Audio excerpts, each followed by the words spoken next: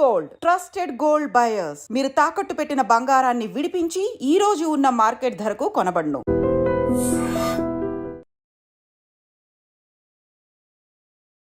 Welcome to iDream. నిన్నటి నుంచి కూడా ఈ రోజు వరకు కంటిన్యూగా సోషల్ మీడియాలో వైరల్ అవుతున్నది ఒకటే ఒక టాపిక్, జానులిరి టాపిక్. ఫోక్ ఇండస్ట్రీని ఒక ఊపిన జానులిరిని విమర్శించే వాళ్ళు విమర్శిస్తూనే ఉన్నారు. తను నిన్న మధ్యాహ్నం తన అఫీషియల్ ఇన్స్టా అకౌంట్లో ఏడుస్తూ, ఎంతో బాధతోటి, రోదనతోటి ఏడుస్తూ ఒక వీడియో రిలీజ్ చేయడం జరిగింది. కానీ ఈరోజు దానికి తెర వీడిందనమాట. అసలు విషయం ఏంటంటే తను జానులిరి పెళ్లి చేసుకోబోతుంది. ఇంతకు ఎవరిని పెళ్లి చేసుకోబోతుంది, ఏంటా వీడియో, దాని గురించి నేను మీకు చెప్పబోతున్నాను. ఎంతోమంది తిట్టే వాళ్ళు తిట్టుకుంటున్నారు, విమర్శించే వాళ్ళు విమర్శిస్తున్నారు, తనల్ని ట్రోల్ చేసే వాళ్ళు ట్రోల్ చేస్తున్నారు.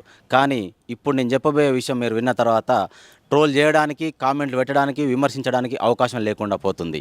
ఏంటంటే ఫోక్ ఇండస్ట్రీలో ఫోక్ సింగర్ దిలీప్ దేవ్గన్ ఒక వీడియో రిలీజ్ చేయడం జరిగిందన్నమాట. తన అఫీషియల్ ఇన్స్టా ఐడిలో జానులిరి మేమిద్దరం ప్రేమించుకున్న విషయం నిజమే, కొన్ని సంవత్సరాల నుంచి మేము ఒకరినొకరం ప్రేమించుకుంటున్నాము, పెళ్లి చేసుకోవడానికి కూడా సిద్ధమయ్యాము, నేను పోస్ట్ చేసిన ఫోటోలను మీరు వైరల్ చేసి ట్రోల్ చేయడము, జానుని ఇబ్బంది పెట్టడం కరెక్ట్ కాదని చెప్పేసి తన ఒక వీడియోని రిలీజ్ చేయడం జరిగింది. ఇప్పుడు నేను మీకు ఆ వీడియో చూపించబోతున్నాను.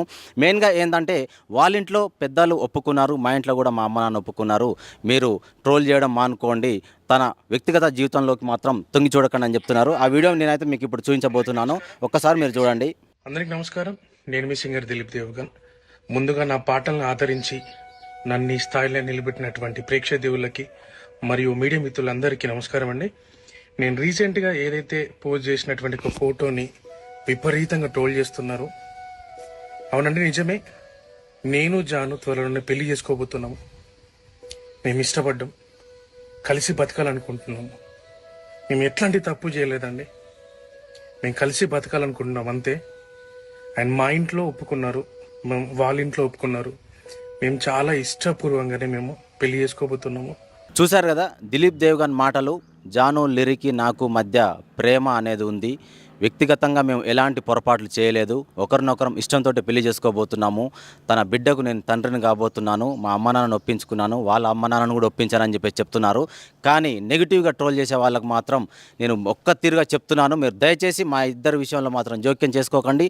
నేను పెట్టిన ఫోటోల వల్ల మీరు జానుని ఎంతగా ఇబ్బంది పెట్టారో నాకు తెలుసు. అందుకే నేను తన బాధను నేను చూడలేక నేను ఈ విషయాన్ని మీ ముందుకు వచ్చి నేను చెప్తున్నాను. అందుకే ఈ వీడియో రూపంలో నేను మీకు నా మనసులోని మాట మీకు చెప్పదలుచుకున్నానని చెప్పేసి అయితే దిలీప్ దేవ్గన్ చెప్పడం జరుగుతుంది. దయచేసి ఎవరు మా ఇద్దరి వ్యక్తిగత జీవితాలకు తొంగి చూడొద్దని చెప్పేసి అయితే దిలీప్ దేవ్గన్ చెప్తున్నారు. ఫస్ట్ ఆఫ్ ఆల్ అందరికీ సారీ.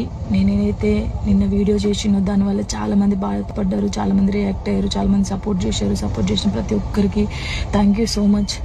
నేను చాలా రోజుల నుంచి అన్ని చూస్తూ ఉన్నా, నేను ఏది ఇప్పుడు పట్టించుకోలేక, కానీ కొంచెం బాధ అనిపించి డిప్రెషన్లోకి వెళ్ళిపోయాను. ఎక్కడ నా ఫ్యామిలీ బాధపడుతారో నాకు చెప్పలేకుండా అని ఆ సిచ్యువేషన్లో అన్ని ఆలోచించి డిప్రెషన్లోకి వెళ్ళిపోయినా తప్ప నేను ఎవరికి భయపడేదాన్ని కాదు.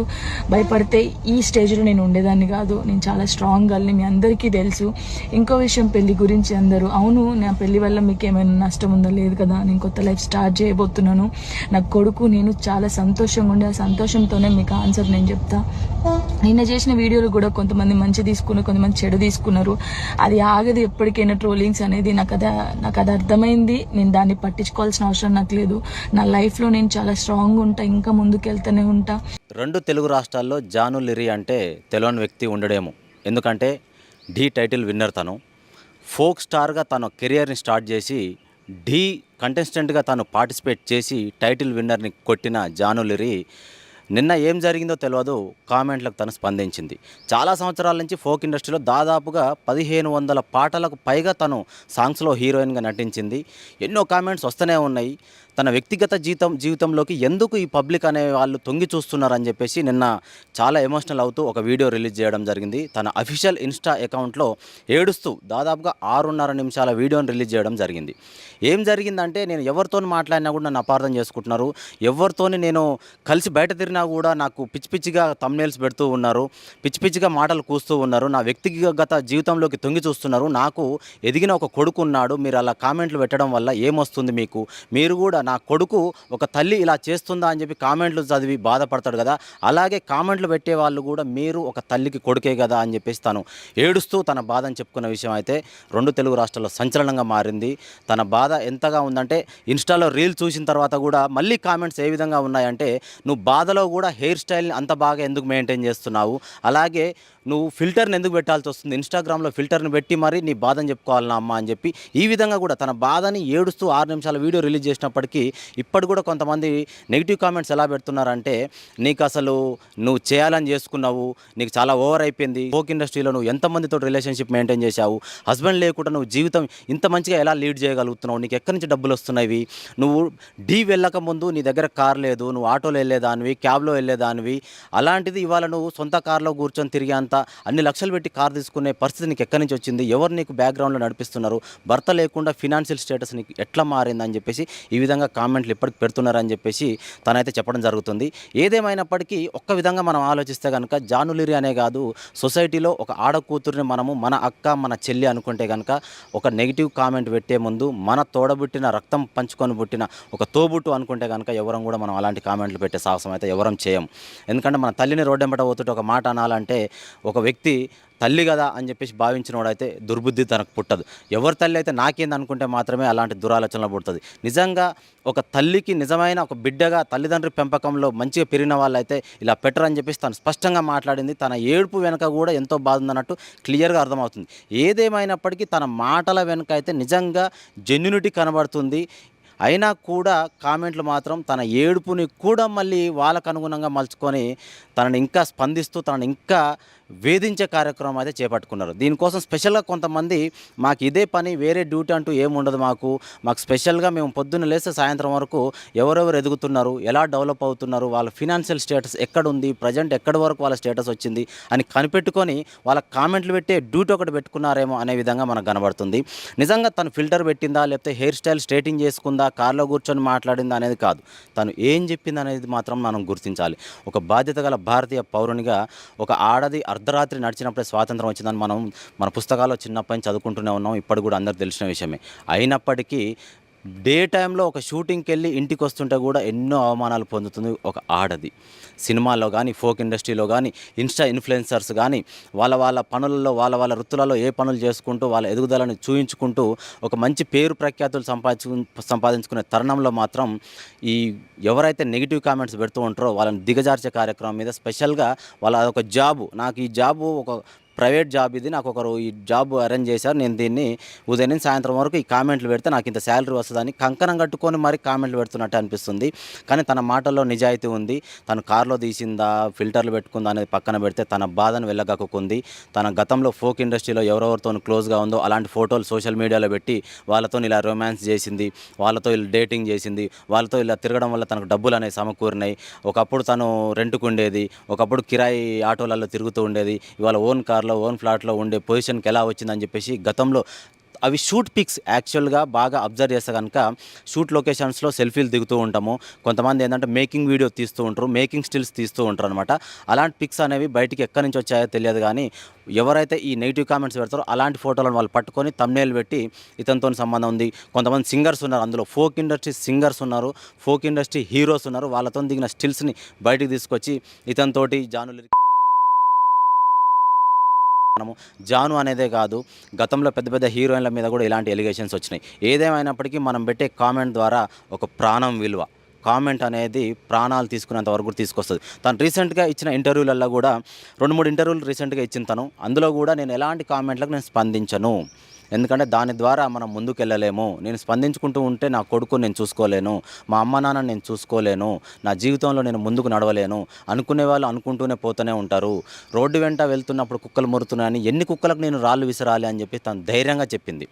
అయినప్పటికీ అంత ధైర్యంగా రీసెంట్ కాలంలో దాదాపు 15-20 రోజుల క్రితంలో చెప్పిన మాటల తర్వాత కట్ చేస్తే అదే 15 రోజుల తర్వాత తను చాలా సెన్సిటివ్గా తీసుకుంది, మనసుకు తీసుకుంది. నేను ఎంతకని భరించాలి, ఎన్ని రోజులు భరించాలి, నేను నా వల్ల కావట్లేదు, నాకు చనిపోవాలనిపిస్తుంది, నా కొడుకు ఉన్నాడు, తను ఏమైపోతాడు, అనాథ అవుతాడేమో, నేను చనిపోతే నా కొడుకు ఏంది, నా తల్లిదండ్రులు ఏంది, వాళ్ళని చూసుకునే బాధ్యత నా మీద ఉంది, నేను పెళ్లి చేసుకుంటే ఏంది, పెళ్లి చేసుకోకపోతే ఏంది, నేను ఎలా జీవిస్తే మీకెందుకు అని చెప్పేసి తను కన్నీటి పర్యంతమైంది.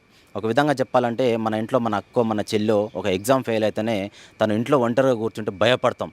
ఎక్కడ మార్క్స్ తక్కువ వచ్చినాయి, లేకపోతే ఫెయిల్ అయింది నా చెల్లెలు నా అక్క సూసైడ్ చేసుకుంటుంది అని చెప్పి ఆ ఇంట్లో ఆ అన్ననో ఆ తమ్ముడో ఆ తండ్రో బాధ్యతగా కనిపెడుతూ ఉంటారనమాట.